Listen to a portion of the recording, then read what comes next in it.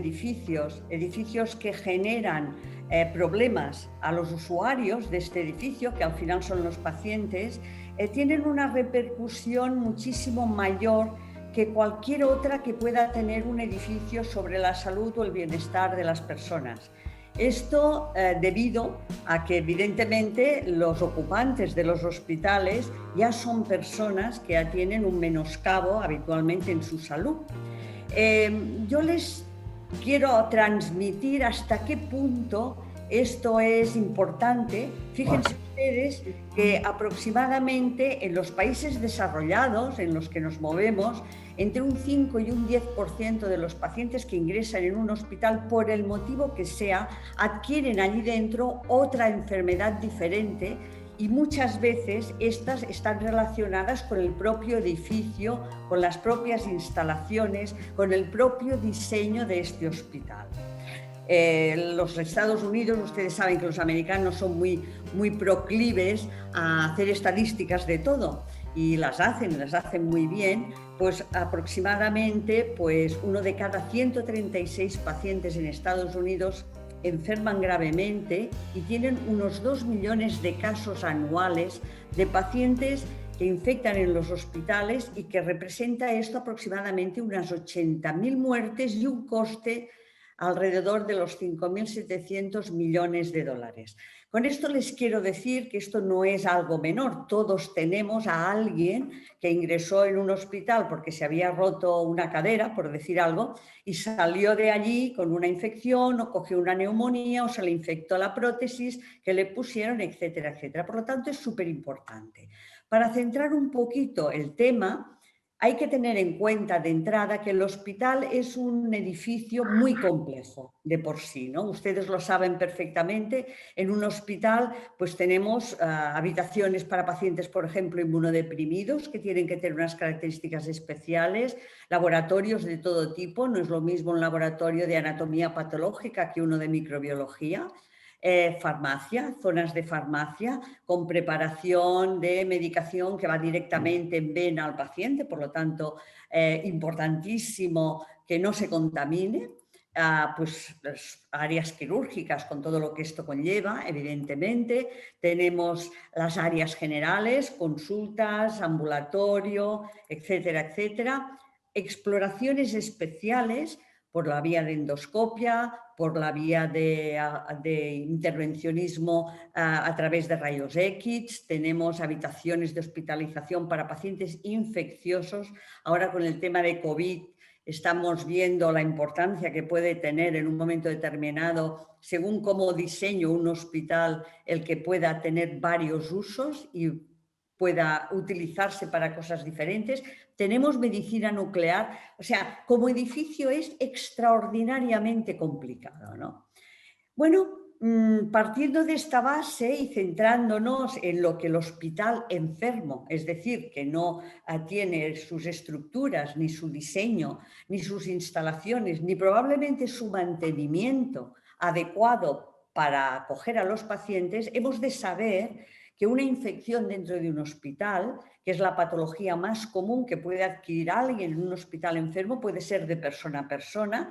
Es una parte muy importante de todas las infecciones que se adquieren. Puede ser por la contaminación de equipos que estén en el hospital, y también puede ser ambiental. Evidentemente, como estamos hablando entre amigos, arquitectos e ingenieros, pues vamos a hablar un poco de la parte ambiental, que es la que nos pertocaría a nosotros. Es decir, cuando alguien diseña un hospital o cuando alguien realiza una instalación en un hospital, pues a partir de ahí, evidentemente, hay un impacto ambiental en que este hospital genere o no genere problemas a los pacientes que van a estar en él, ¿no? Evidentemente, el 20% de las infecciones de los hospitales son infecciones que se cogen a través del ambiente, normalmente a través del aire y a través del agua. Me refiero a agua, cualquier tipo de aerosol, incluido el que un paciente puede generar. Y estas contaminaciones del aire o del agua pues terminan contaminando también las superficies, ¿no? Por lo tanto, también es otro elemento a tener en cuenta cuando vamos a tratar de ver cómo hacemos este hospital, ¿no?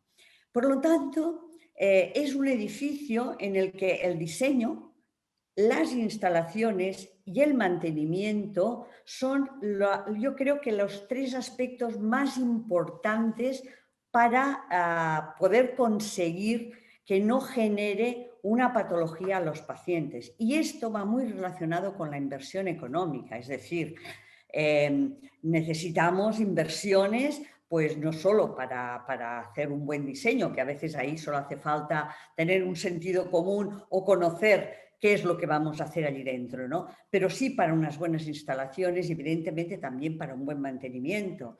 Nosotros, mi empresa es una empresa que hace estudios de la calidad del ambiente dentro de los hospitales, validamos quirófanos y salas limpias y salas blancas y todas estas cosas, y a veces es un auténtico milagro ver cómo instalaciones de hace 25 años pues se siguen manteniendo y siguen funcionando, ¿no? Que a veces parece mentira que aquello tan antiguo pueda seguir funcionando. Y sigue, y está ahí. ¿Por qué? Porque hay un buen mantenimiento. Por lo tanto, diríamos que estos son los tres pilares fundamentales para que un hospital sea, en el mejor de los sentidos, saludable.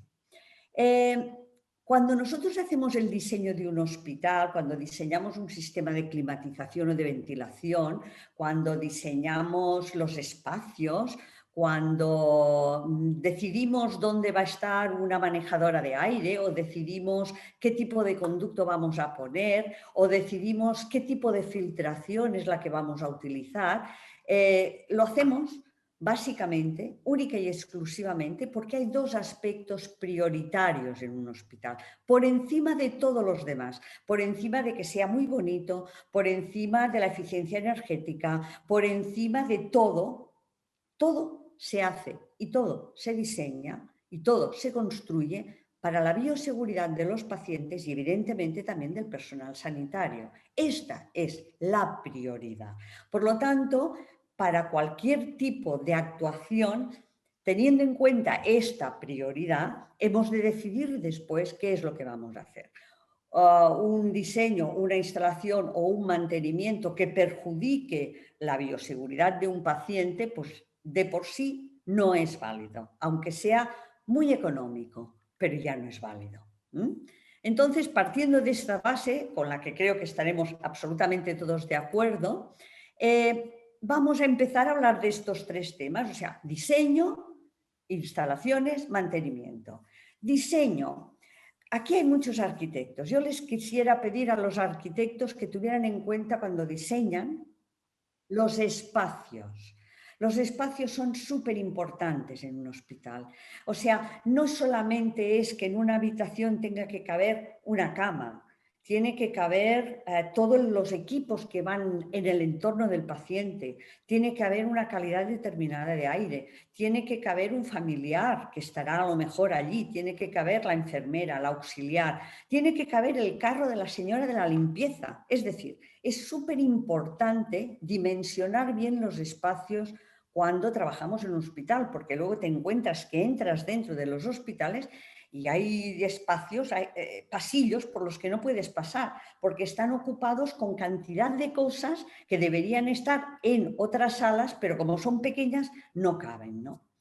Hemos de tener en cuenta los circuitos de limpio y de sucio. En el hospital se genera muchísima contaminación, muchísima, que proviene básicamente de los propios pacientes. Por lo tanto, diseñar espacios de limpio y de sucio adecuados, no solo en un área quirúrgica, que ahí parece que lo tenemos interiorizado, sino en las propias habitaciones de los pacientes, ¿no? En el propio diseño del hospital, en el alma del hospital. Esto es importantísimo. ¿Por qué? Para evitar las contaminaciones cruzadas, ¿no? Hemos de intentar también optimizar cuando diseñamos las tareas de los sanitarios. ¿Qué quiero decir con esto? Quiero decir que ustedes imaginen, pues yo qué sé, un área quirúrgica, ¿no? En el área quirúrgica se genera una cantidad de material diario sucio. Este material no es lo mismo que yo por el pasillo de sucio me lo lleve a esterilización de sucio que está allá al lado, lo limpio, lo esterilizo, lo ensobro y lo pongo en el almacén estéril. Y a través del almacén estéril sale por el pasillo de limpio a la propia área quirúrgica. Sería una U, para que nos entendiéramos, que yo tenga que llevarme todo este material dentro de un carro al piso -8, luego subir el material limpio en otro carro estéril otra vez hacia arriba de quirófano. Hay que pensar que hay que hacer una serie de tareas y es importante que optimicemos el trabajo habitual de los sanitarios, ¿no? Que no pongamos cosas en un extremo del hospital, por ejemplo, pues urgencias lejos de área quirúrgica, hay UCI lejos de área quirúrgica. UCI tiene que estar cerca de área quirúrgica, reanimación tiene que estar dentro de área quirúrgica. Todas estas cosas es optimizar después el trabajo del personal sanitario, ¿no? Evidentemente el bienestar de los pacientes, la luz, los colores, esta uniformidad a veces tan terrible. O sea, ustedes cuando alguien está ingresado en un hospital, si no hay luz natural, no sabes si es de noche o de día, ¿no? Tú terminas perdiendo la noción, no sé si les ha pasado, sobre todo en una unidad de cuidados intensivos, de si estás de día o estás de noche, porque a lo mejor la luz es artificial todo el tiempo, ¿no? Estas cosas al final, de cara a la recuperación del paciente, son súper importantes y distinguen la calidad de los hospitales y distinguen lo que son hospitales saludables o hospitales enfermos de cara a los pacientes también.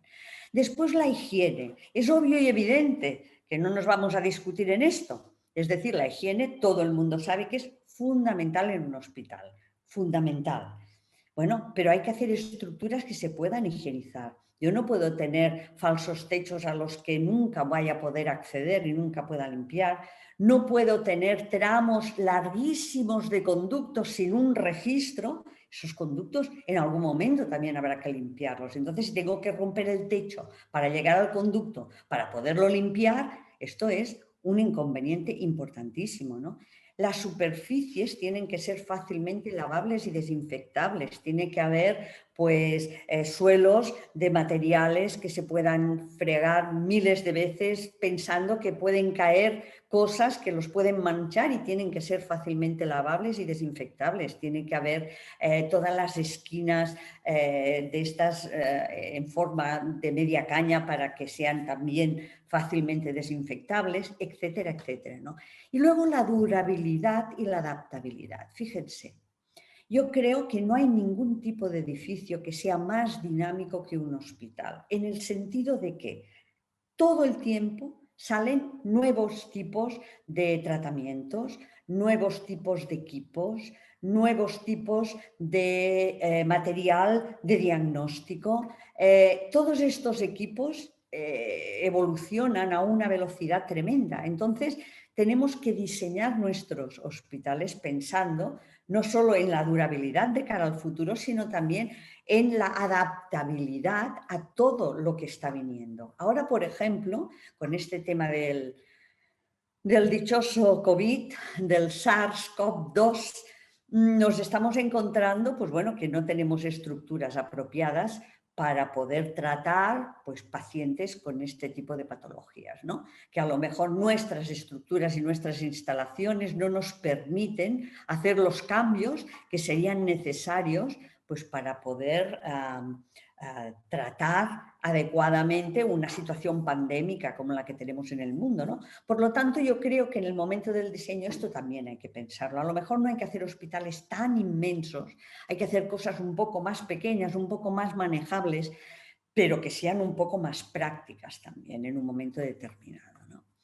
En cuanto a las instalaciones, estamos en lo mismo. Bueno, instalaciones en un hospital es horrible. Redes de fluidos, de saneamiento, instalaciones eléctricas, la iluminación, instalaciones de transporte vertical y horizontal, instalaciones neumáticas. Tienen que pensar que las instalaciones neumáticas me trasladan la contaminación de un lado al otro del hospital con una facilidad tremenda. Esto hay que tenerlo en cuenta, ¿no? Las audioinformáticas, la seguridad, las instalaciones contra incendios, gases medicinales y las instalaciones de ventilación y tratamiento de aire.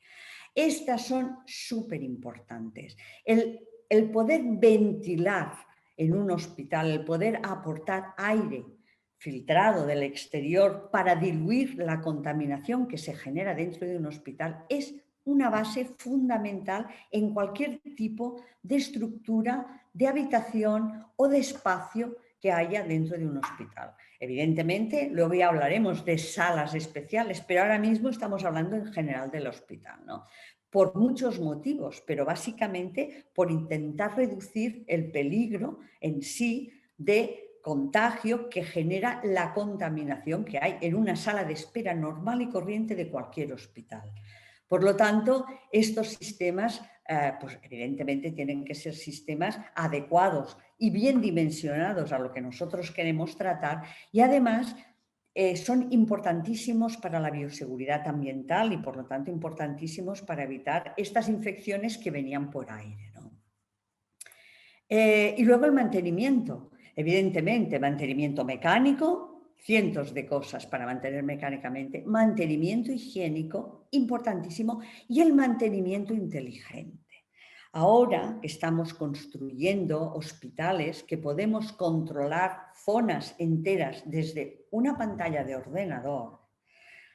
Hay que tener en cuenta que todas estas sondas que colocamos, que nos están dando un diferencial de presión, que nos están dando una humedad relativa o que nos están dando un caudal determinado, también hay que mantenerlas, también se estropean, también hay que saber si están funcionando correctamente o no, porque esto es algo muy frecuente, ¿no? Tienes todo un sistema inteligente montado y luego resulta que la sonda en cuestión pues no funciona, ¿no? Por lo tanto, te está marcando algo que no es cierto. Y luego la pantalla esta de ordenador también hay que mirarla, ¿no? Porque no es suficiente con que esté en un ordenador, tiene que haber alguien que se haga cargo de ella. Por lo tanto, el mantenimiento es importantísimo también. A veces con estructuras más antiguas y un muy buen mantenimiento se logra muchísima más calidad de cara al paciente en un hospital que en otros muchísimo más modernos que no tienen el mismo mantenimiento, ¿no? Para hacer un proyecto de diseño y ejecutar una instalación en un hospital, nosotros tenemos una norma en España, que ustedes seguramente conocerán, que es la norma 171-340, es una norma de obligado cumplimiento, los hospitales la tienen que cumplir por ley, porque está reflejada en un decreto ley, y esta norma habla de las fases que son más importantes en el diseño, en el proyecto de diseño y ejecución de una instalación hospitalaria. Y fíjense ustedes que hablan del diseño, de las especificaciones y requisitos que necesita el usuario. Es decir, el usuario necesita que le hagamos un diseño adaptado a sus requisitos. Habla también de la memoria técnica que tiene que tener este diseño, con todos los elementos estupenda y muy bien especificados. Hay que verificar que este diseño realmente sea el mismo en su ejecución final que en el proyecto, porque no sé si a ustedes en Colombia les pasa, pero aquí pasa, en España nos pasa, que por ejemplo pues el diseño es perfecto, el arquitecto ha hecho un diseño genial, los ingenieros se han puesto también de acuerdo y han hecho otro diseño genial, luego viene una constructora que a su vez subcontrata a otra empresa, que es la que se encarga de montar pues, el sistema de ventilación, que a su vez subcontrata a la gente que monta los conductos, que a su vez subcontrata y al final, si no verificas toda esa ejecución, el diseño era perfecto, pero la ejecución no cumple con este diseño, ¿no? Por lo tanto, hay que verificar durante la construcción también que se vayan cumpliendo con todos los parámetros del diseño. Y después, los programas de operación y mantenimiento y los registros de estos programas tienen que estar también especificados en un hospital. No puede ser que cuando hemos de cambiar, por decir algún filtro EPA, no sepamos cuándo ha sido la última vez que se ha cambiado este filtro, ni si lo hemos cambiado, ni si no, etcétera, etcétera, ¿no? Y todas esas personas que se encargan de este tipo de mantenimiento tienen que estar debidamente formados y debidamente cualificados. Es importantísima la formación del personal de mantenimiento de un hospital si quieres que realmente después funcione, ¿no? Por lo tanto, estas fases son muy importantes. Concluyendo un poco la parte general, diríamos que hemos de saber dónde trabajamos. Trabajamos en edificios con necesidades especiales, sobre todo de ventilación, como son los hospitales. Hemos de saber con qué trabajamos. Trabajamos con muchos contaminantes dentro de un hospital. No solamente el paciente es un contaminante, hay contaminantes biológicos, hay contaminantes químicos, cantidad de contaminantes químicos en un hospital, contaminantes físicos, radiaciones, rayos X, medicina nuclear, resonancias magnéticas. Y hemos de saber con quién se trabaja. Estamos trabajando con enfermos y estamos trabajando con personal sanitario. Esto también es muy importante. Cualquier situación de contaminación, por el motivo que sea, en un edificio de oficinas, pues probablemente no pase absolutamente nada y la misma la traslado a un hospital y tengo un problema importante, ¿no? Muy bien. Dicho esto, de cara básicamente a la contaminación ambiental, que yo creo que es en la que más podemos incidir y la que más está en nuestra mano pues modificar o poder adaptar, bueno, hay una parte importantísima y es que en la ventilación de un hospital es súper importante la filtración, es súper importante el caudal de aportación de ventilación que voy a tener y también es súper importante la extracción. El reglamento técnico del RITE, de instalaciones térmicas en edificios, que ustedes conocen perfectamente porque son iguales, el suyo y el nuestro, pues habla en la instrucción técnica número 1 del diseño y las exigencias de bienestar e higiene en un edificio y habla de diferentes calidades de aire, ¿no? Entonces, dentro de esas calidades del aire, el IDA1, que es la mejor calidad del aire, es la que atribuye a hospitales, clínicas, laboratorios y guarderías, que son escuelas para niños entre meses y 3 años de edad. Se entiende que en este tipo de edificios es donde debe haber una mejor calidad de aire. Y esta buena calidad de aire, de alguna forma, viene especificada por dos factores muy importantes. Primero, ¿qué calidad de aire tengo en el exterior? Ustedes sabrán que no es lo mismo pues, un hospital en Bogotá, en el centro de Bogotá, por la calidad de aire exterior que puede tener, y todo lo que esto puede influir después en que el hospital sea un hospital enfermo, que si ese hospital lo coloco en Salento, por decir un lugar que me encanta de su país, ¿no?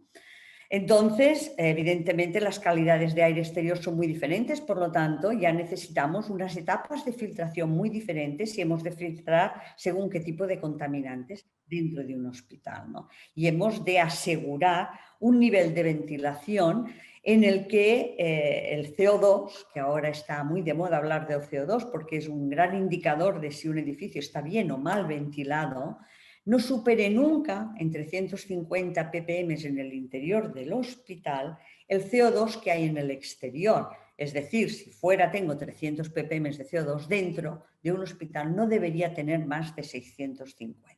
¿Esto qué implica? Implica una muy buena ventilación de este hospital con la filtración que se estime oportuna en función de la calidad del aire exterior que vayamos a incorporar dentro de este hospital.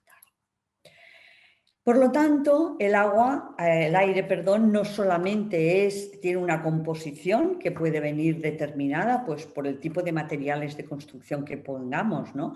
Hay materiales de construcción que emiten al ambiente cantidades importantes de compuestos orgánicos volátiles que al final pueden ser dañinos para la salud. Ya no hablamos de cosas como, por ejemplo, el formaldehído, ¿no? Que está también en algunos materiales o en algunas colas o en algunos tipos de materiales decorativos, ¿no? O el tipo de estructura, el tipo de material que coloco, que evidentemente pues, si emite al ambiente el aire, pues llevará este tipo de compuestos, sino que además es un gran vehículo, ¿no? El aire nos traslada las cosas de un lugar a otro, nos traslada partículas, nos traslada los gases, nos traslada también es un gran vehículo, ¿no? Por lo tanto, hemos de tener en cuenta también que este aire tiene que ser suficientemente sano para que luego el hospital no se convierta en un hospital enfermo. Y aquí hemos de utilizar todos los medios que tenemos a nuestro alcance de filtración y de purificación de aire, que hoy en día hay muchísimos en el mercado, ¿no? Y ahora con el tema del COVID todavía hay más, ¿no? Entonces, bueno, hemos de tener en cuenta que de cara a las infecciones hay muchos gérmenes que pueden vivir en seco y pueden vivir en el aire durante larguísimos periodos de tiempo, como las esporas de los hongos, por ejemplo, y se pueden trasladar a distancias importantes. Y un ejemplo de ellos, por ejemplo, puede ser la tuberculosis y puede ser el SARS, que por fin se aceptó, gracias a Dios, que se transmite a través del aire, ¿no? Y que además recorre espacios bastante importantes. Nosotros estamos midiendo ya en aire el SARS-CoV-2 y vemos que en lugares donde hay pacientes que tienen este tipo de infección, pues a través de los conductos de climatización tú puedes encontrar el virus desplazado bastantes metros, no 2 metros, y 30 y 50 metros, ¿no? Porque lo muestreas dentro del interior de un conducto de extracción, por ejemplo, de una UCI. Por lo tanto, todas estas cosas es muy importante tenerlas en cuenta, ¿no? Luego las microgotas, que evidentemente ya sabemos que también se puede desplazar, aunque menos distancia, pero se pueden desplazar. Y sobre todo las partículas muy pequeñas, que las partículas muy pequeñas se mantienen mucho tiempo en suspensión porque pesan tan poco que es muy difícil que se depositen y nosotros luego podamos limpiar cuando limpiamos la superficie esas microgotas contaminadas, ¿no? Por lo tanto, es súper importante tener en cuenta en qué podemos controlar la transmisión aérea, ¿no? Pues en el tamaño de las partículas, hemos de tener en cuenta los factores dinámicos de ventilación y de corrientes de aire que hay en un edificio. Hemos de tener en cuenta también la carga microbiana que pueden llevar las partículas que llevan microorganismos en ellas mismas son las que nos preocupan y cuanto más pequeñas sean, más nos preocupan porque son más respirables. Y luego también la longevidad que pueden tener los microorganismos en el aire. Hay microorganismos que viven muchísimo tiempo en el aire, ¿no?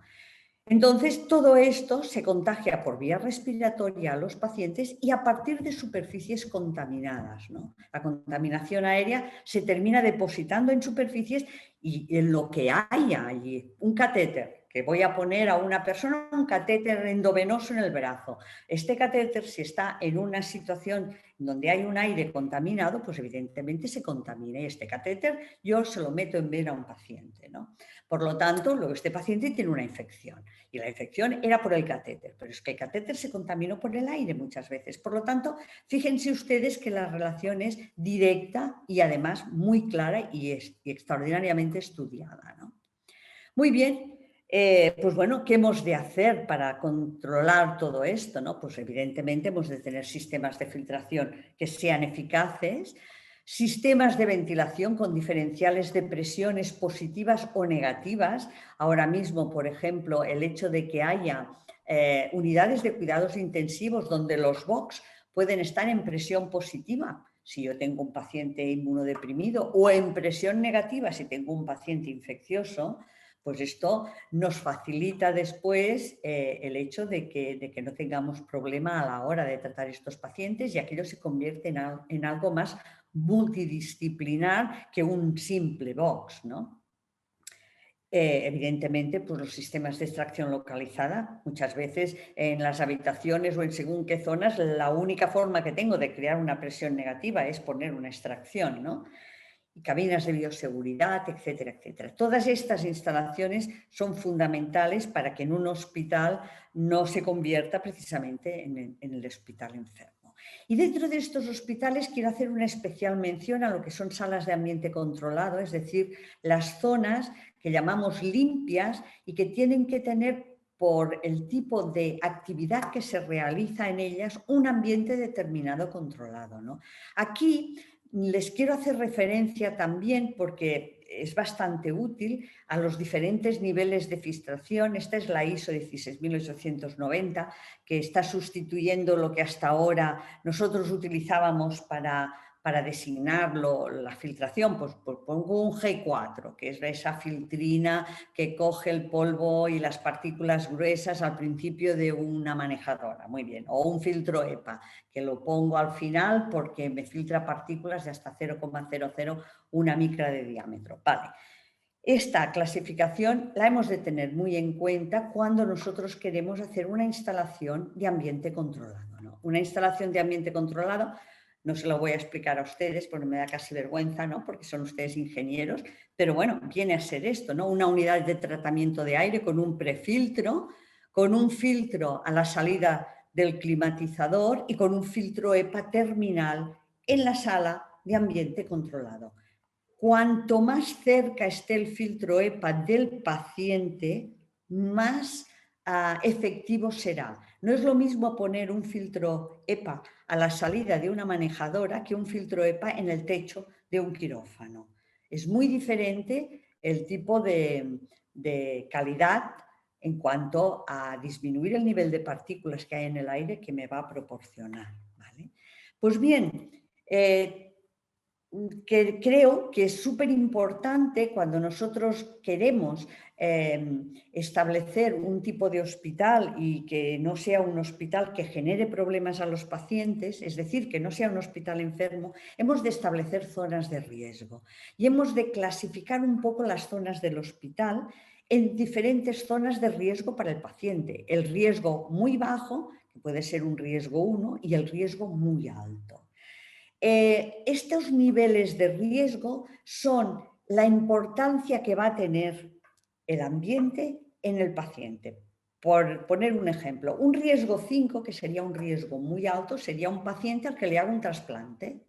Un paciente al que le haga un trasplante es un paciente que está en una situación vital muy comprometida, que le estoy haciendo una intervención quirúrgica que puede durar 4, 5 o 6 horas, que durante todo este tiempo el paciente va a estar expuesto a la contaminación ambiental y que probablemente un trasplante de un órgano, si se infecta, pues el paciente lo rechaza y muchas veces no se puede volver a repetir esta intervención. Por lo tanto, esto sería una zona de muy alto riesgo.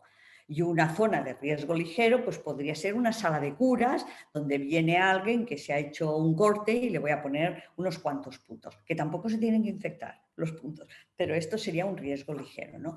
Por lo tanto, es súper importante que nosotros en nuestros hospitales podamos clasificar las zonas según los riesgos para el paciente y determinar en cada una de estas zonas qué les voy a pedir a mis instalaciones, ¿no? En nuestra norma, yo les pongo aquí los valores que tenemos establecidos para cada uno de estos niveles de riesgo. Entendemos como un riesgo muy alto para el paciente, por ejemplo, un quirófano, que se tenga que hacer prótesis o trasplantes o intervenciones a corazón abierto. ¿Y qué le pedimos a este quirófano, a esta instalación de riesgo 5 muy alto? Una humedad entre el 40 y el 60%, una temperatura entre 20 y 26 grados, 20 renovaciones de aire exterior por hora mínimo, una ISO 5, cuando clasificamos el número de partículas, como mínimo 20 pascales de diferencial de presión. Y que evidentemente no haya, cuando hacemos controles microbiológicos del aire, ningún tipo de hongo y como máximo 10 unidades formadoras de colonias de bacterias. Esto lo tenemos establecido para todos los niveles de riesgo. Es decir, esto sería un riesgo muy alto, un riesgo alto sería pues a lo mejor un quirófano de oftalmología, el riesgo medio podría ser un quirófano convencional o podría ser una habitación para un paciente inmunodeprimido, un paciente que a lo mejor es un paciente que tiene un cáncer de sangre, un paciente oncohematológico y este paciente es un paciente de gran riesgo dentro de un hospital, pues a este se le piden como mínimo 15 renovaciones de aire, una ISO 7, 10 pascales de diferencial de presión, etcétera, etcétera, ¿no? Esta clasificación de diferentes riesgos nos ayuda a saber qué tipo de instalación debería poner para que esta instalación no repercuta después en este paciente, ¿no? Y el hospital pues sea un hospital a este nivel saludable. Aquí tienen ustedes más o menos para que vean cómo tenemos determinados los niveles de riesgo, ¿no? Pues, por ejemplo, una sala de aislamiento para un paciente infeccioso pues debe tener una presión negativa. La esclusa de esta habitación, que necesita una esclusa, también debe tener una presión negativa. Para pacientes inmunodeprimidos, pues es otro riesgo. Las salas de partos o las salas de dilatación en los paretorios es un riesgo muchísimo más bajo. En quirófanos de alto riesgo, flujo unidireccional, diferenciamos entre el área que está debajo del flujo unidireccional y la periferia del quirófano, ISO 5, clase 5 de riesgo, quirófanos convencionales, etcétera, etcétera, ¿no? Ustedes, unidades de cuidados intensivos, otro riesgo diferente, unidades de quemados, un riesgo 3. Hemos hecho esta clasificación porque entendemos que es muy útil luego para poder saber con qué nos vamos a encontrar en la vida real cuando entramos dentro de un hospital y tenemos una serie de pacientes ingresados y con qué nos vamos a encontrar y con qué problemas nos vamos a encontrar para luego poder diferenciar qué tipo de estructura y qué tipo de instalación hemos de realizar. Esta norma, que es una norma, es esta que les contaba, la 171-340, se ha actualizado en julio de este año, de este 2020, la hemos actualizado y hemos hecho esta diferenciación. Aquí han participado arquitectos, han participado ingenieros, han participado médicos, ha participado personal de mantenimiento de los hospitales y hemos llegado un poco a un consenso de diferentes puntos de vista para tener una guía de qué es lo que hemos de alguna forma de proporcionar.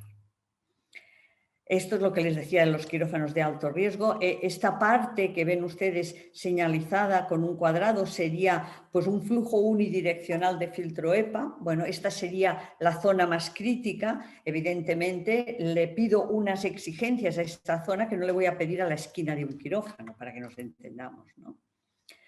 Y bueno, estas áreas ustedes las irán viendo porque tendrán esta presentación. Pues bueno, pues por ejemplo, una sala de preparación de alimentación parenteral de farmacia.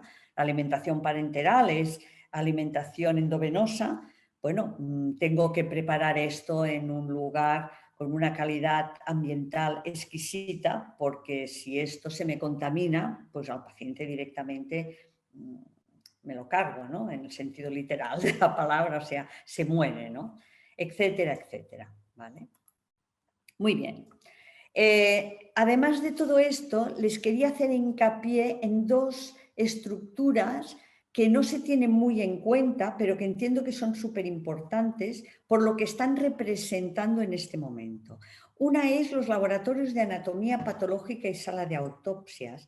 Estas zonas que se tienen siempre como muy olvidadas en los hospitales son zonas que generan un riesgo muy importante para el personal que está trabajando allí, no solo porque trabajan con formaldehído, que es un fijador de tejidos que tienen que fijar primero para poder analizar después, sino porque ahora están haciendo cantidades de análisis a pacientes que además son pacientes que tienen el COVID y por lo tanto están expuestos a un riesgo muy importante sin saberlo. Y nos hemos dado cuenta que muchos de este personal sanitario se contagia de COVID porque está pues analizando piezas o haciendo autopsias a pacientes que han sufrido esta enfermedad y de alguna forma se contagian directamente, ¿no? Por lo tanto, los laboratorios de anatomía patológica y las salas de autopsias, para que no se conviertan en un problema para los trabajadores de los hospitales, pues también tienen que tener unos requisitos de renovaciones de aire y de diferenciales de presión determinados, y todavía más ahora que tenemos esta situación pandémica y que es una situación además que se está repitiendo desde hace tiempo, ¿no? Ahora tenemos el COVID y esto es muy importante, pero hemos tenido antes que esto, hemos tenido el SARS y antes que esto hemos tenido también otro tipo de coronavirus y está el ébola y etcétera, etcétera, etcétera, ¿vale? Y luego también, evidentemente, hemos de medir el nivel de formaldehído porque esto es un cancerígeno, aunque lo hagamos servir para fijar tejidos, es un cancerígeno, ¿no? Y luego también otra cosa que entiendo que es súper importante y es los laboratorios de reproducción humana asistida. Estos laboratorios cada vez son más frecuentes y no tenían un tipo tampoco de clasificación en cuanto a sus calidades para poder hacer los diseños adecuados a esto. Pues bueno, este tipo de laboratorios también en la norma se recogen y, por ejemplo, el laboratorio de embriología, que es el más, ¿cómo les diría yo?, el más comprometido, pues tiene que tener como mínimo 15 renovaciones, tiene que tener un diferencial de presión de 15 pascales y tiene que tener un número de partículas bajo, como para ser una ISO 7, y tienen que tener también el control de los compuestos orgánicos volátiles. Los compuestos orgánicos volátiles no dejan crecer los embriones. Por lo tanto, si yo tengo un tipo de laboratorio de estas características con unos paramentos o con unas paredes o con unos suelos que desprendan compuestos orgánicos volátiles al ambiente, va a tener este laboratorio un gran número de fracasos porque los compuestos orgánicos volátiles le impiden crecer al embrión. O si tengo la toma de aire de este laboratorio a la altura de la calle, y es una calle por la que circulan muchos vehículos, va a entrar al interior, a través del conducto de aire, van a entrar una serie también de compuestos orgánicos volátiles derivados normalmente de los hidrocarburos que también van a impedir que crezca el embrión. Por lo tanto, a ver, esto intenta de alguna forma dar pistas sobre cómo tenemos un poco que hacer los diseños y hacer las instalaciones para que luego nos den estos resultados. Y para terminar esto, y debido a que estamos en esta situación y que aquí en España esto ha levantado muchísima polémica y ha sido muy controvertido, bueno, ¿qué debemos hacer cuando ponemos un paciente con COVID que entra en un quirófano por cualquier otro motivo, ¿no? Porque los pacientes que tienen COVID también pueden entrar en un quirófano. Hemos de tener en cuenta que son pacientes altamente infecciosos y que los quirófanos, en principio, los tenemos en presión positiva en los hospitales. Y los tenemos en presión positiva precisamente para evitar que la contaminación del exterior entre dentro del quirófano y me pueda contaminar el paciente, ¿no? Bueno, hemos diseñado pues bueno, una serie de parámetros que nos ha parecido que eran de un poco de sentido común para tratar este tipo de especial, ¿no?, de situación que tenemos ahora y que la podríamos tener con un paciente tuberculoso que también contamina o con otro paciente que tuviera cualquier infección que se pudiera transmitir por el aire y tuviera que entrar en un quirófano, ¿no?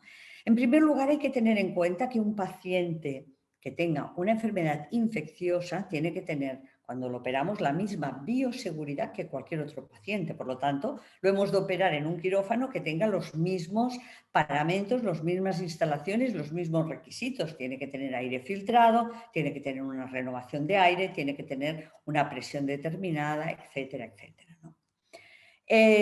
Pero lo que hemos de procurar es que las medidas que tomemos hagan que el COVID, es decir, la infección de este paciente, no se pueda extender ni a otros quirófanos ni a otras áreas dentro del área quirúrgica. Lo ideal en este caso sería tener un quirófano aislado y en aquel quirófano pues solamente tratar pacientes COVID, pero muchas veces esto no es posible, ¿no? Las áreas quirúrgicas normalmente están constando de varios quirófanos y comparten pasillos limpios, pasillos de sucio, etcétera, etcétera, ¿no? En cualquier caso, lo que es súper importante es que el personal asistencial entienda dos cosas y esto es una especie de lucha tremenda, ¿no? Primero, que se tienen que proteger debidamente cuando van a operar un paciente que tiene COVID. Esto lo tiene muy claro. Y la segunda cosa es que tienen que hacer las intervenciones quirúrgicas con las puertas cerradas. Esto tanto si el paciente tiene COVID como si no lo tiene, tienen que hacer las intervenciones quirúrgicas con las puertas cerradas, porque sepan ustedes que ustedes hacen un diseño magnífico y luego operan con las puertas abiertas, con lo cual ni sobrepresión, ni el filtro EPA, ni nada de nada, ¿no? Esto es fundamental y súper importante que el personal sanitario lo entienda, ¿no? El quirófano que escojamos para hacer intervenciones no puede compartir manejadora con ningún otro quirófano, es decir, tiene que tener su propia unidad de tratamiento de aire con su impulsión y su extracción independiente de todo lo demás. Obviamente, el aire de este quirófano no se puede recircular a ningún otro lugar. Tiene que haber una aportación de aire 100% exterior y tiene que tener la extracción alejada de cualquier lugar donde haya una toma de aire, ¿no? No vaya a ser que hagamos un bypass entre la extracción y la impulsión, ¿no? Este es un esquema de un quirófano general, evidentemente. Lo que se pretende es que estos quirófanos tengan una esclusa, si pudiera ser, sobrepresionada, es decir, que el aire de la esclusa vaya de la esclusa hacia el pasillo y de la esclusa hacia el quirófano, y el quirófano iguale las presiones, es decir, no esté ni en depresión, porque esto podría afectar la bioseguridad del paciente, ni tampoco con una presión positiva alta, porque entonces lo que nos ocurriría es que el aire del quirófano podría contaminar otras zonas del área quirúrgica. Es decir, intentar igualar al máximo el diferencial de presión para que esté pues, a 1 pascal, para que nos entendiéramos, ¿no? Y en cambio que fuera un quirófano que pudiera tener una esclusa previa, eso sí, sobrepresionada suficientemente, ¿no? Evidentemente, hemos de intentar priorizar un quirófano que esté en el extremo de un circuito de quirófanos, que tenga una extracción súper alejada de cualquier toma de impulsión, a poder ser que disponga de puertas de abertura y cierre automático para que, evidentemente, no nos podamos dejar la puerta abierta de este quirófano, y que tenga el mínimo de ventanas, guillotinas, puertas y compuertas a otras áreas, porque al final esto no son más que vías luego de escape y cuesta mantenerlas siempre cerradas y mantenerlas siempre según se tendría que hacer. Pues, por ejemplo, si esto fuera o el esquema de un área quirúrgica donde hubiera varios quirófanos, este que está en el extremo sería el elegido para poder hacer un paciente COVID. ¿Por qué? Porque nos queda en un extremo de la sala y porque pues, bueno, nos impide el hecho de que tengamos que pasear al paciente además por todo el bloque quirúrgico. Bueno, yo he intentado, con todo esto que les he explicado, así como en poco tiempo, reflejar un poco lo que no debieran ser los hospitales enfermos, más que lo que son. Son todo lo contrario a lo que les he explicado, los hospitales enfermos. Por desgracia para todos, tenemos muchísimos problemas todavía en los hospitales y muchísimas infecciones y muchísimas muertes total y absolutamente innecesarias. Y desde el punto de vista de la atención sanitaria podemos hacer poco, pero desde el punto de vista del diseño, desde el punto de vista de las instalaciones y desde el punto de vista del mantenimiento lo podemos hacer absolutamente todo. Entonces, pues bueno, yo creo que esto es una gran responsabilidad de todos, ¿no? Evidentemente, pues bueno, esto ya se lo he explicado, ¿no? Una presión neutra y evidentemente renovación de aire exterior para este tipo de quirófanos. Muy bien, con esto yo he terminado mi presentación, que no sé si ha cubierto un poco las expectativas que ustedes tenían, pero al final me ha parecido bueno, que podría ser un punto de vista un poco tal vez diferente, ¿no?, a lo que habitualmente hablan ustedes, los señores arquitectos. Y bueno, tienen aquí mi correo electrónico también, por si en algún momento necesitan pues, preguntar algo o me quieren aclarar algo. Y si quieren ahora preguntar, disentir, opinar, estoy a su disposición. Muchas gracias, Gloria, muy amable por tu exposición. Tema bastante interesante. Tengo algunas preguntas por el chat. Por favor, levántenme en sus manos para poderles dar de pronto la palabra. Veo la mano levantada de Hugo. Hugo, arranquemos entonces. Por favor, abre tu micrófono. Gracias. Buenas tardes, doctora. Muy amable. Estupenda su conferencia. Ha aprendido uno muchas cosas. Mi inquietud que tengo, no sé, porque aquí en Colombia yo hablo de Colombia, en muchos hospitales que conozco, siempre dicen de qué murió el paciente, de una bacteria. Esa es mi gran preocupación. Y la pregunta es, ¿qué se debe hacer para eliminar la resistencia bacteriana en la infraestructura hospitalaria, que es muy delicada y no le estamos parando bolas a ese asunto? ¿Por qué se forma la resistencia bacteriana y qué remedio hay para eliminar la resistencia bacteriana en un hospital, en un centro hospitalario? Mire, tiene usted mucha razón. Además, en los hospitales, debido a la cantidad de productos de limpieza y de desinfección que se utilizan, las bacterias se hacen rápidamente resistentes. Yo creo que una forma de eliminar bastante las resistencias bacterianas en los hospitales, primero es tener estructuras que sean fácilmente limpiables y desinfectables. Es decir, si yo a una habitación determinada, en un momento determinado, la quiero desinfectar, que pueda hacerlo. Para poder hacerlo, tengo que tener unos materiales que resistan cualquier tipo de desinfectante. Por ejemplo, ¿no? Un desinfectante extraordinariamente útil en los hospitales es el peróxido de hidrógeno. El peróxido de hidrógeno lo introduces en una habitación sellada, lo dejas actuar 20 minutos, 25 minutos, ventilas y te garantiza una correcta desinfección. Y también cambiar los productos desinfectantes que se utilizan. Es decir, de alguna forma es como si los microorganismos se hicieran resistentes y se hacen resistentes a un producto que siempre es el mismo. Cuando en una zona especialmente vulnerable de cara a este tipo de infecciones cambiamos con frecuencia los productos que utilizamos para la limpieza y la desinfección, pues esto redunda en que no haya tantísimas resistencias bacterianas.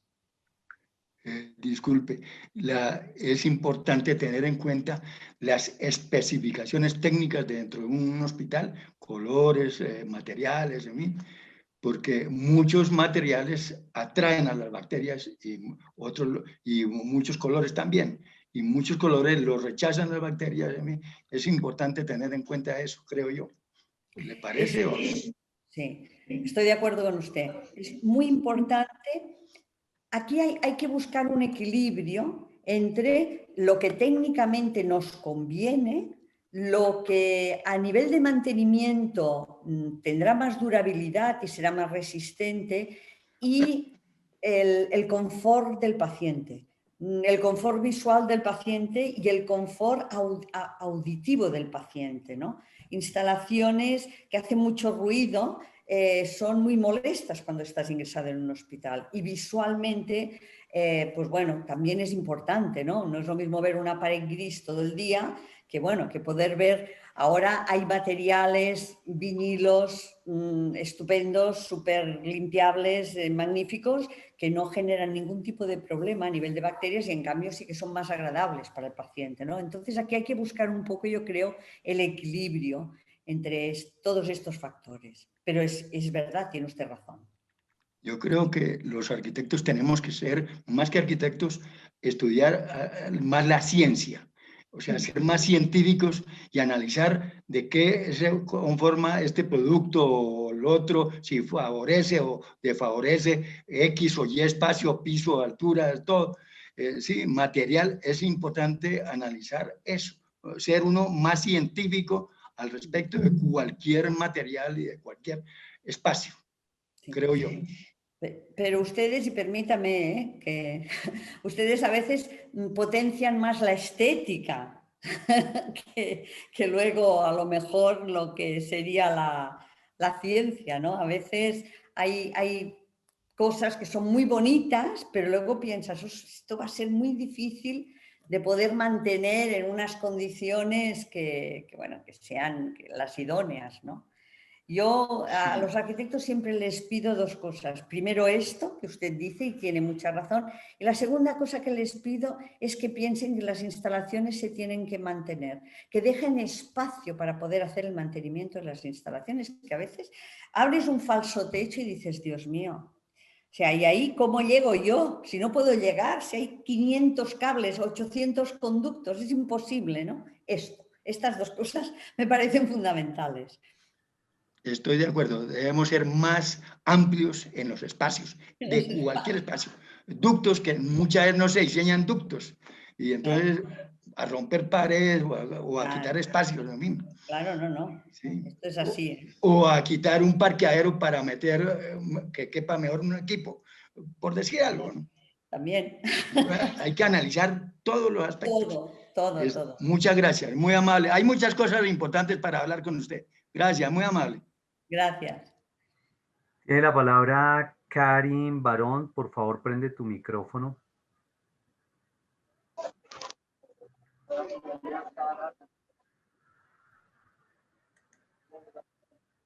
Karin, te escuchamos. Buenas tardes, ¿me escuchan? Hola, buenas tardes. Buenas tardes, gracias doctora por su presentación y a todos los integrantes del grupo por la vinculación. Doctora, tengo una inquietud referente al tema COVID, y es que pues para todos los que trabajamos en temas de mantenimiento y diseño de aires acondicionados, se convirtió en un reto de primera mano poder diseñar y mantener sistemas de ventilación y aire acondicionado que permitan evitar la propagación de ese virus. La pregunta es, en España, que ha tenido unas afectaciones tan altas con esta pandemia, ¿qué implementación adicional a los recambios, a los diferenciales de presión y a todo lo que tiene que ver con calidad ambiental se ha hecho para frenar un poco esta propagación del COVID? ¿Se han implementado algún tipo de filtros adicionales? Yo he escuchado de algunas tecnologías que tienen que ver con peróxido de hidrógeno activado y algunas celdas de ese estilo que realmente aquí en Colombia la literatura no nos ha apoyado mucho en poder implementar ese tipo de alternativas. Aquí, aparte, evidentemente, de priorizar la ventilación, en esto todo el mundo está de acuerdo aquí, ¿no? Es importantísimo porque ya está muy demostrado que el COVID se contagia muchísimo más en espacios cerrados que en espacios abiertos, esto es evidente, ¿no? Y que queda ahí esa micropartícula flotando durante muchas horas, ¿no? Por lo tanto en un espacio cerrado es muy fácil contagiarse. Lo que se están empezando a implementar son equipos, por ejemplo, de filtración, con filtración EPA y otros tipos de filtros, equipos portátiles, más o menos dimensionados, que pueden mover un volumen entre 500 y 600 metros cúbicos de aire a la hora para poner dentro de según qué tipo de estancias, ya bastante grandes, y que de alguna forma recirculen el aire que hay en el interior, y esto pueda ayudar a que eliminen, evidentemente, pues la carga de contaminación que pueda haber, ¿no? Otra cosa que también se está aplicando bastante es la fotocatálisis. La fotocatálisis en interior, muchas veces, incluso en el propio sistema de ventilación, en interior de conductos, a la salida a veces de la unidad de tratamiento de aire, pues equipos de fotocatálisis y equipos que hacen que las partículas se muevan muchísimo más rápido de lo habitual y por lo tanto impacten entre ellas. Al impactar por diferenciales normalmente electrostáticos se agrupan y al agruparse quedan después retenidas en los filtros que hay posteriormente. Este tipo de tecnologías son las que más se están utilizando y las que son más eficaces y más inocuas, ¿no? Después también hay quien te vende el ozono, pero el ozono, el ozono para que realmente sea un bactericida eficaz tiene que estar en una concentración que es inviable con el que haya personas allí dentro, ¿eh? Es decir, te producirían un edema de pulmón. Y si hay ozono y puede haber personas y no tienen ningún tipo de irritación, es que hay una cantidad muy pequeña y por lo tanto no es eficaz. Pero esto, y también en según qué espacios, los ultravioleta. Los ultravioleta, cuando es un espacio pequeño, también es un gran bactericida. Entonces, todo lo que es eliminar carga microbiológica ambiental ayuda en el tema del COVID. Pero hemos de tener en cuenta una cosa, y esto no lo podemos olvidar, que el COVID lo llevamos nosotros, es decir, no está en el aire como pueda estar un aspergillus, una bacteria o un hongo. Lo llevan las personas el COVID. Por lo tanto, siempre, todo lo que quieran y más, pero con mascarillas adecuadas. Con mascarillas adecuadas. Esto es importantísimo. Quiero decir, no nos podríamos contagiar, aunque quisiéramos, entre comillas, ¿no?, si llevamos las mascarillas adecuadas. Entonces, a pesar de esto, pues evidentemente, equipos de purificación para apoyar un poco la ventilación de los edificios.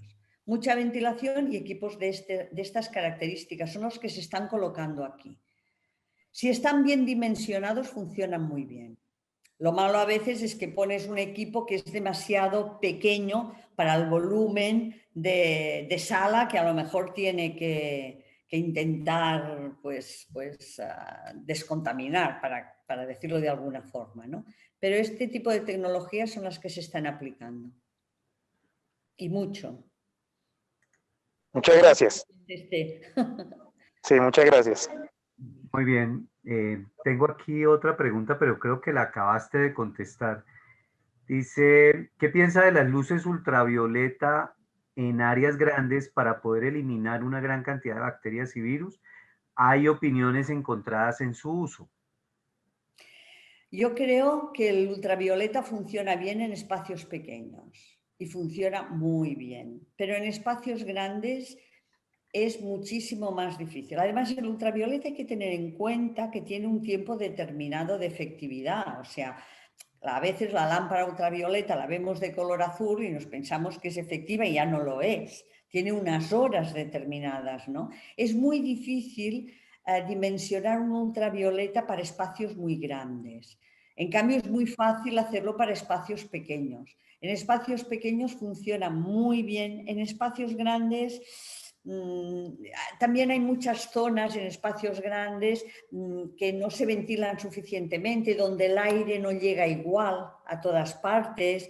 Entonces es mucho más complicado y cuando hemos hecho estudios de contaminación microbiológica en aire, en lugares donde hay ultravioleta y se pretende que de alguna forma desinfecte volúmenes de aire muy grandes, nos vemos que hay como zonas residuales donde no llega nunca este ultravioleta, ¿no? Precisamente por el volumen tan importante, y estas zonas hacen como de sumidero y luego pues se mezclan con las demás y no es tan efectivo. En cambio, en zonas pequeñas lo es mucho. Doctora Muchísimo. Cruzeta, ¿cuánto sería un área pequeña? Es decir, ¿cuántos metros cuadrados aproximadamente puede ser un área pequeña que usted Un recomendaría área utilizar pequeña es ultravioleta? un área como máximo de 10 metros cuadrados. Esto Ok. es un área pequeña. O sea, por ejemplo, el ultravioleta se empezó a usar muchísimo pues, en cabinas de seguridad biológica que son muy pequeñas, hacen 1 metro Claro. por 60 centímetros y son hiperefectivas, ¿no? En salas de farmacia, en sitios así pequeños son muy efectivos. Pero si usted, por ejemplo, los quiere poner en un quirófano, como apoyo al filtro EPA, pues le diría, pues bueno, todo el apoyo es bueno, ¿no? Pero como ultravioleta, única y exclusivamente, no funcionará. Okay. No funciona, no es suficiente, porque ya es un espacio a lo mejor de 30 metros cuadrados, con 3 de altos, un volumen de 90 metros cúbicos, ya muevo una cantidad de aire importante ahí, a lo mejor 2.000 o 2.400 metros cúbicos hora de aire, y entonces ya es muy difícil que el ultravioleta sea efectivo en todas partes, ¿no? En todo el volumen este. Sí. Sí, entiendo. Muy bien. Ultra, ¿Alguien más tiene una esto, pregunta? perdón, Por aquí veo Germán. la mano de Stephanie, luego Plutarco. Stephanie, adelante, por favor. Hola, no sé, ¿me escuchan? Sí. Sí, te escuchamos. Vale. Muy interesante todo el tema. Tenía una pregunta y es cuando hablabas de los laboratorios donde se hacen trabajos con embriones, hablabas de que hubiesen la más mínima cantidad de partículas volátiles orgánicas. ¿Eso cómo lo miras? ¿Por el conjunto? Porque pues bueno, todos los materiales van a emitir cierto grado de partículas. Yo me presento, yo soy la representante de Soluciones Saint-Gobain Ecofoam. Los hilos rasos, bueno, estos son unos ejemplos con diseños un poco más alocados, llamémoslo. Pero también Stephanie, tengo para no, no tienes laboratorios, tu entonces, cámara encendida. ¿no está mi cámara encendida? Sí, sí, sí, sí, te vemos. Ahí ya. Yo te veo, Stephanie, te estoy viendo yo, sí.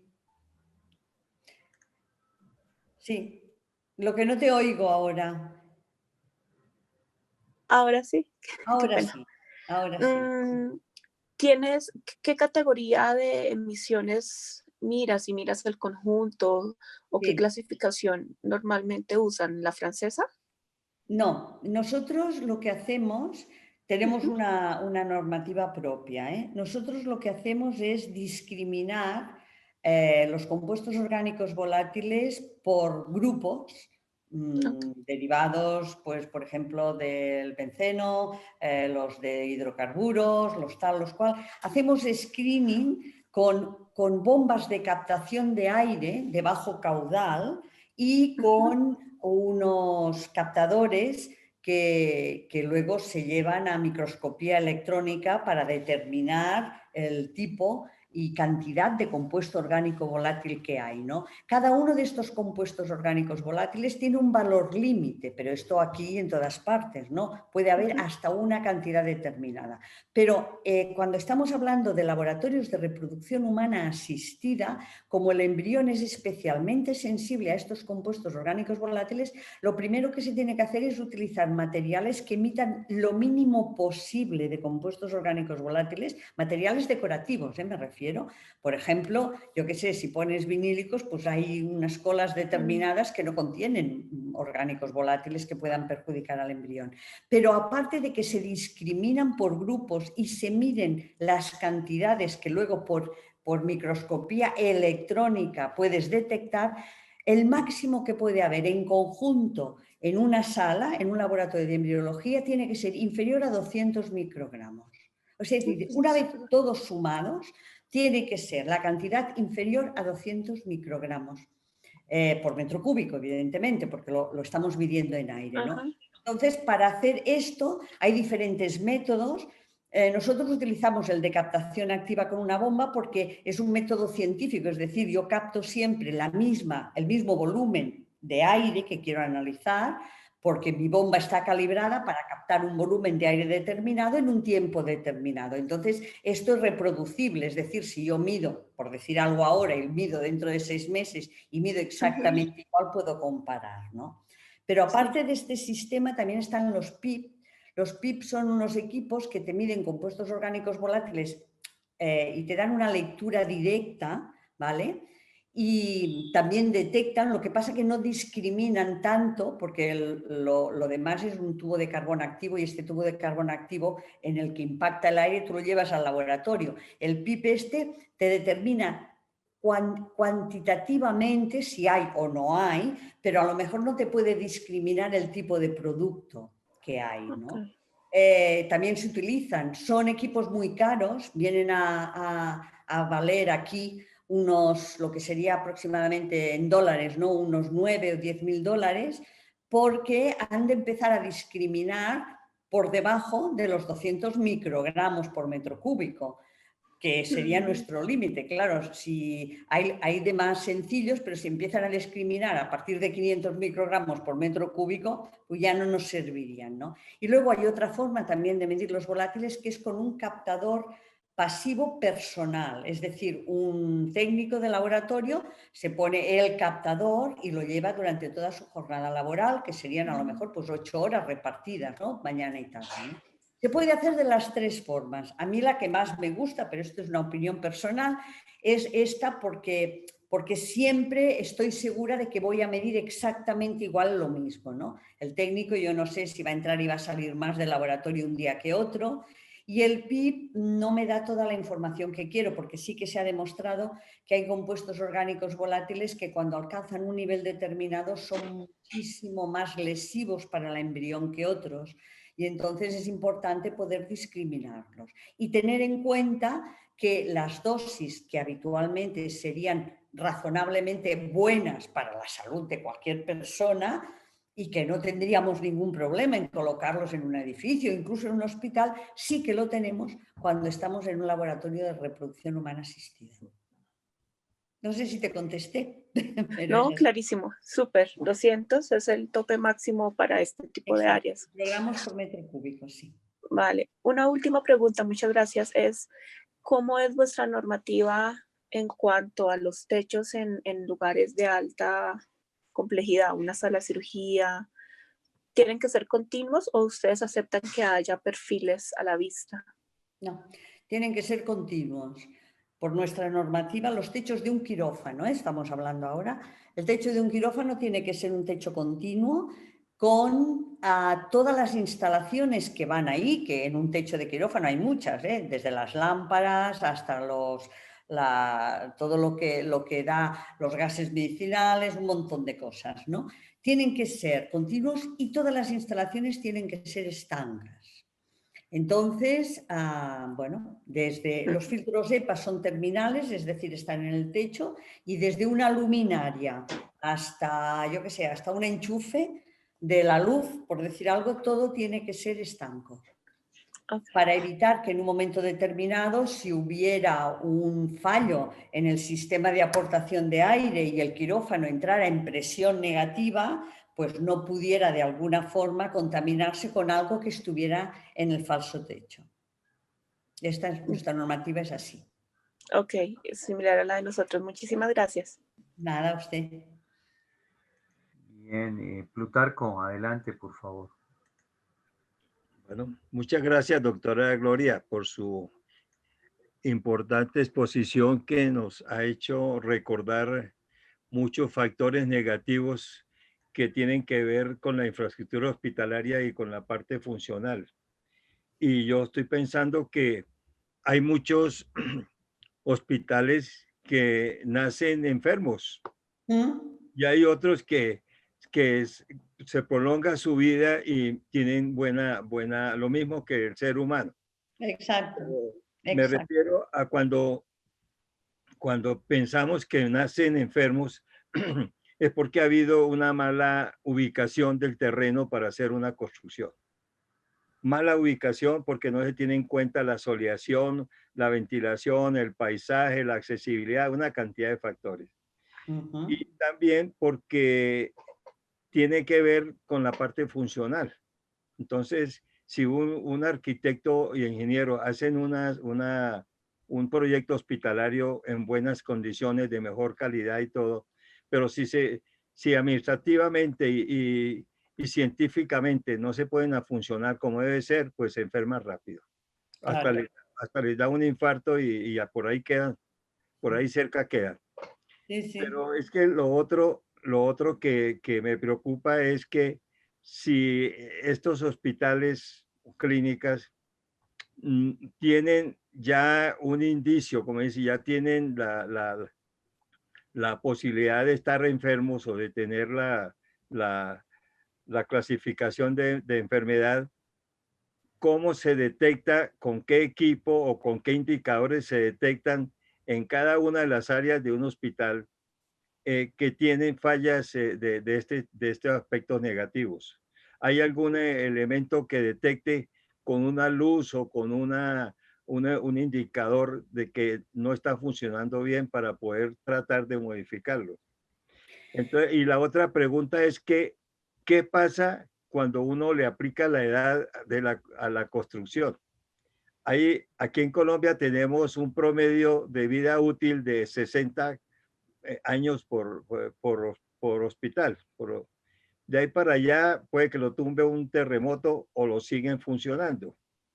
Pero lo otro es que el cambio de tecnología, o sea, tenemos muchas instituciones que tienen tecnologías del momento en que se construyeron o se pusieron a funcionar, pero no tienen los recursos posteriores o no tienen la visión predictiva, digamos, para poder actualizar la tecnología de aquellos equipos, sobre todo en la parte donde entra de lleno el cambio de tecnología en el momento que se está viviendo.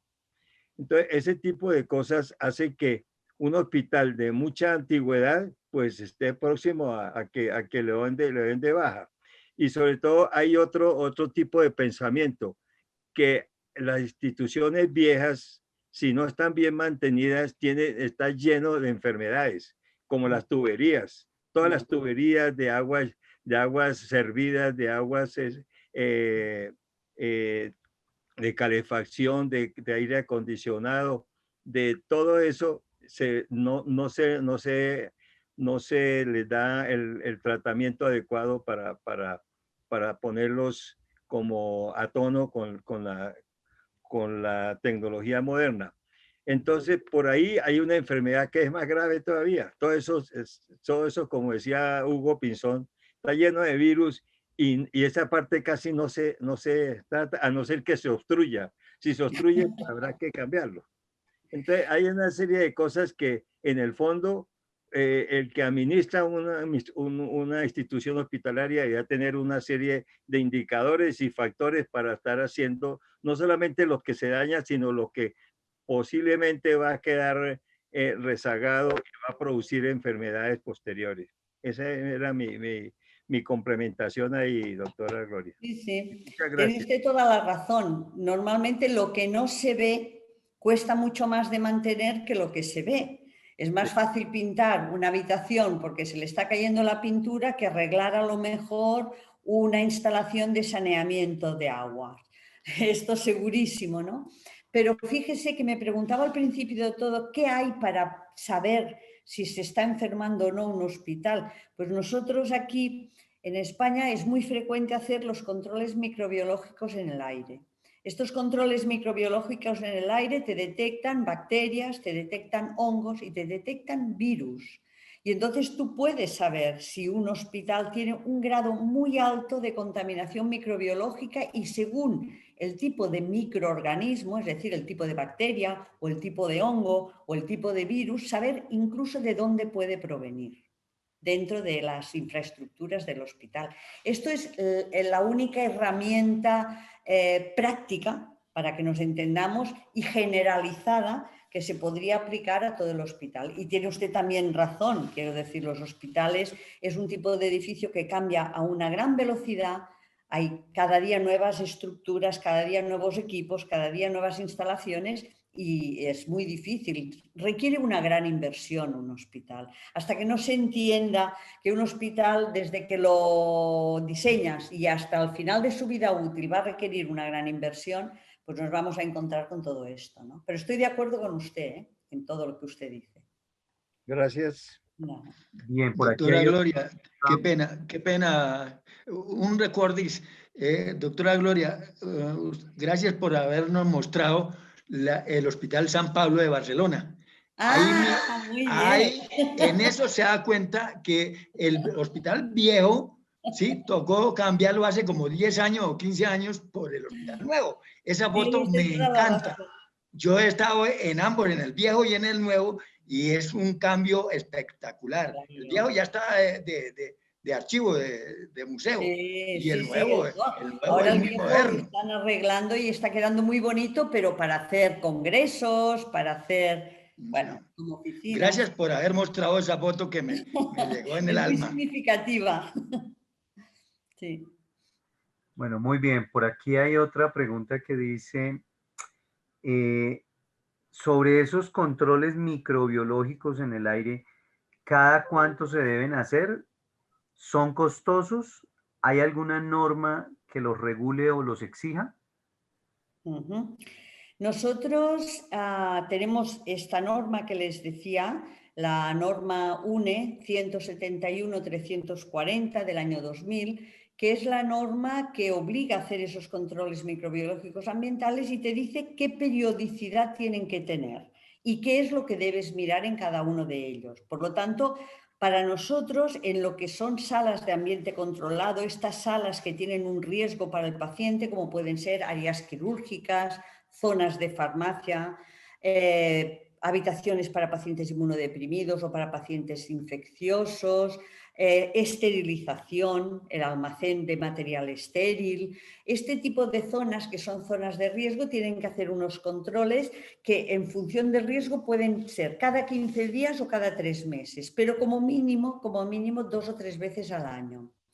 Costosos no son. Aquí un control microbiológico para determinar bacterias y hongos en aire puede valer aproximadamente como unos $15. Dólares americanos, ¿eh? ¿Esos Es son que no sé convertirlo en por todo colombiano. el control o por área o esos $15 que No, cubren? se hacen normalmente por un volumen determinado de espacio. O sea, por ejemplo, en un quirófano se hace un control de hongos y un control de bacterias, ¿vale? Entonces, no son costosos porque tú puedes chequear las zonas más críticas de un hospital, pues a lo mejor pues por $600 y lo haces 2 o 3 veces al año. No son cantidades que sean relevantes y en cambio sí que te dan mucha información y sobre todo te dan un histórico que decimos. Es decir, si habitualmente hay una zona que no sale contaminada y de luego de golpe porrazo sale muy contaminada, te está diciendo aquello que allí está pasando algo, ¿no? También se puede detectar el COVID en aire. Es más caro. El COVID vale unos $85 detectarlo en aire, pero también se puede detectar y mediante una PCR se hace la toma de aire con un captador de aire que impacta en una gelatina y de esta gelatina se hace una PCR y se determina si hay COVID en aire. O sea, hay muchas cosas que se pueden buscar y que se pueden encontrar. Y entonces, pues bueno, depende de lo que quieras tener, de qué tipo de microorganismo te puede causar un problema y qué tipo de microorganismo quieras buscar, pues haces diferentes tipos de controles.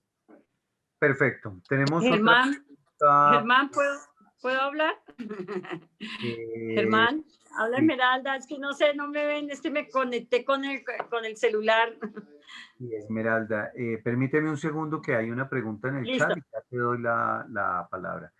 Mire, en el chat nos dice que hablando de paredes y en especial de las esquinas, los protectores plásticos o aquí les llamamos perfiles que hay en esas esquinas, que hay en las centrales de esterilización, en la SUSI, ¿hay algún tipo de normatividad o de restricción para de pronto determinar el desgaste que tiene eso o algún tipo de recomendación?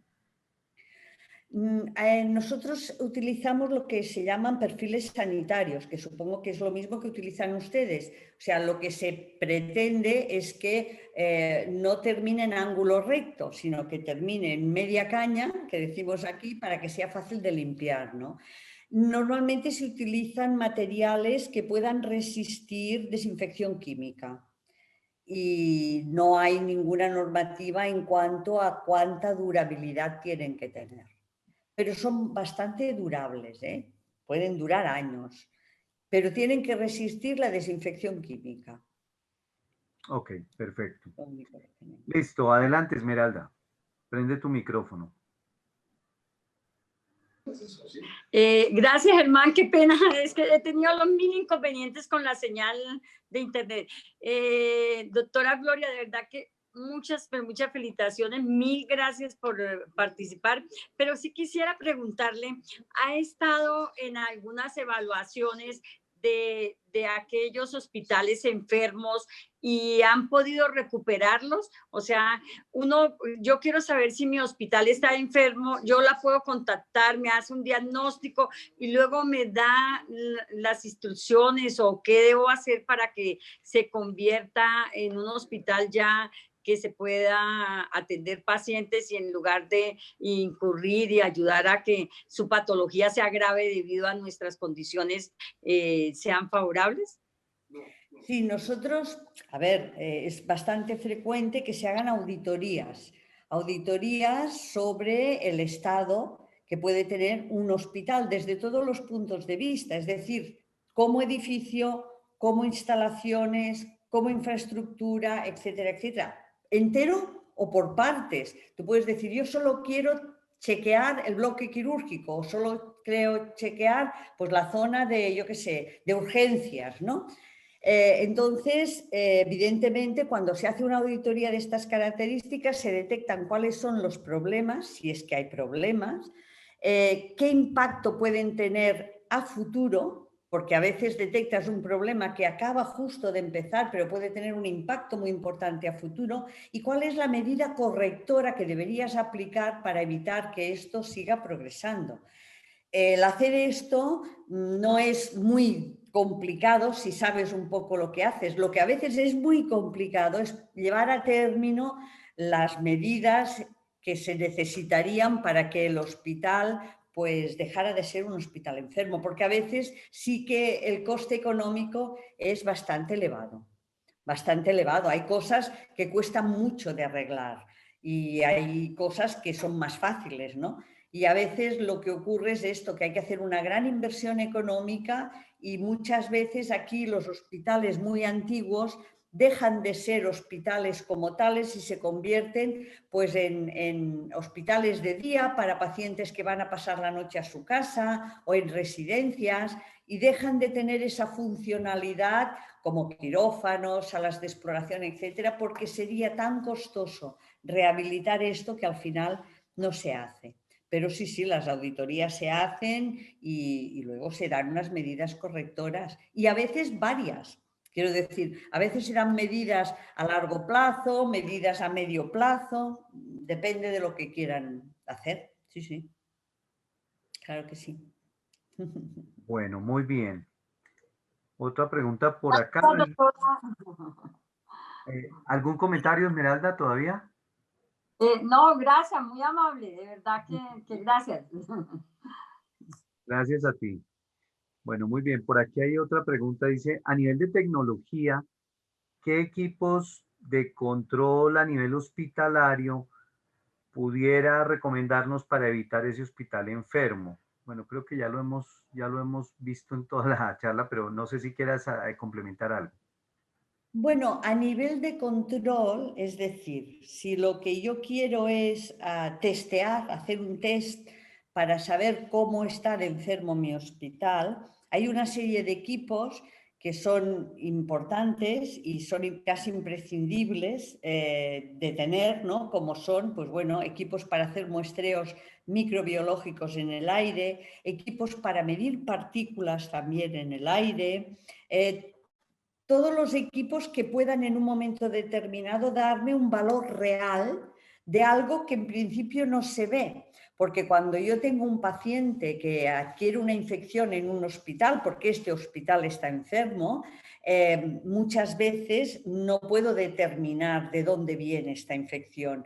Y a lo mejor si es una infección en el aire, claro, yo en el aire no voy a ver los microorganismos que están ahí planeando por encima del paciente. Necesito equipos que pueda utilizar para medir esa calidad de aire y que me den una respuesta que sea científica, objetiva y reproducible. Por lo tanto, necesito pues, equipos de difracción de rayos para medir compuestos volátiles, necesito medidores láser de partículas, necesito captadores de aire para hacer controles microbiológicos, porque no puedo decir este hospital está enfermo porque los pacientes se me infectan. Tengo que decir este hospital está enfermo porque esto está mal, aquello no está bien, lo demás allá contamina, etcétera, etcétera, ¿no? Por lo tanto, se necesitan, evidentemente, una tecnología que pueda ser capaz de medir contaminación del tipo que sea. Sí. No lo oigo. Ya, discúlpeme. Ahora sí. Por aquí no hay más preguntas en el chat. ¿Alguien más desea hacer alguna pregunta?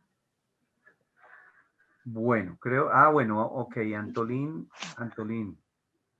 Adelante, Antolín, prende tu micrófono. Ya está prendido. Ya está prendido, sí. Buenas tardes.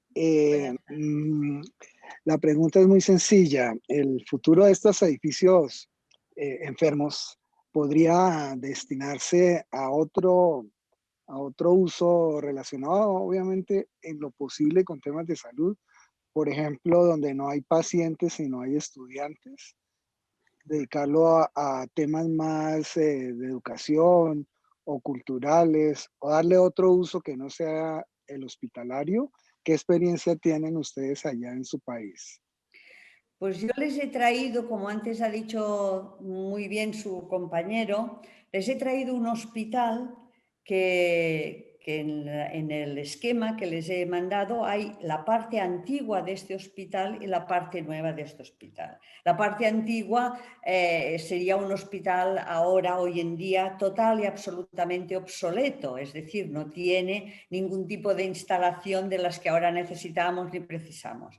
Por lo tanto, hicieron al lado un hospital nuevo, que es un hospital muy importante en Barcelona y además que tiene mucha categoría desde el punto de vista médico y científico, ¿no? Y toda la parte antigua del hospital se ha remodelado y entonces allí tenemos la Facultad de Medicina, tenemos las oficinas de la UNESCO en Barcelona, tenemos salas para hacer presentaciones, conferencias, congresos, tenemos una gran biblioteca médica, etcétera, ¿no? Un pequeño museo con cosas antiguas del propio hospital que se han conservado y se ha convertido en un espacio muy pluridisciplinar y plurifactorial. Arquitectónicamente es muy bonito. Bueno, y el interior pues se utiliza para otras cosas y están al lado, el uno al lado del otro, es decir, en el mismo terreno donde había el antiguo se construyó después el nuevo, pero se ha respetado y se ha dedicado, lo que usted dice, a